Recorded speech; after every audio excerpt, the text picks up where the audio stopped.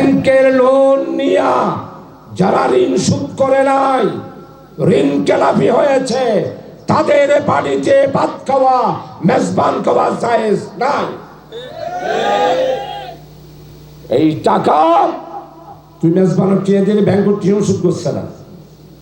ওই টাকা তো আমার গরিবের মেহনতি মানুষের। বিয়ার মধ্যে এনে কুড়ার ডাং, চিংড়ি মাছ, রূপচাঁদা, কোরাল মাছ, হারাবুনা এগুলি কিল্লা হতে মাইয়া বিয়া দিয়ে রে ডন মানুষ খোয়াল হতে নেই।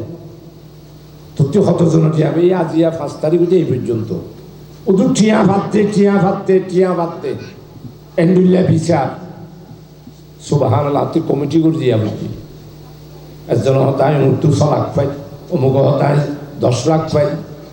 একজন এসে দে একবারে মরিবার তুই আর হরদম সম্পর্কে আত্মীয় হতায় 4 কোটি টিয়া পাই। খাদ্য ওদের ফুটার আমিন সদর ও মা রে আয় 7 ধরো ডিওর ব্যবসা করে দিয়ে এ দৌড় টিয়া পা খোদা আর একটা উদ্ধার করে দিয়া বলতে হ্যাঁ আমি উদ্ধার করে দিও, তুমি এটা বইও।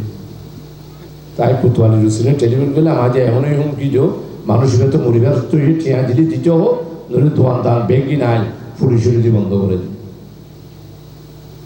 আপনার ঋণ থাকবে আর জিওর বিয়ার মধ্যে কোটি টিয়া খরচ করে দেয়। এটা কোন সমাজ? এটা কোরআনী সমাজ নয়। রাসূলুল্লাহ সাল্লাল্লাহু আলাইহি ওয়াসাল্লামের রেখা বা সুন্নাহ এটা নয়। প্রিয় ভাই সব, আর 12টা বেজে গেছে, দোয়া করবেন।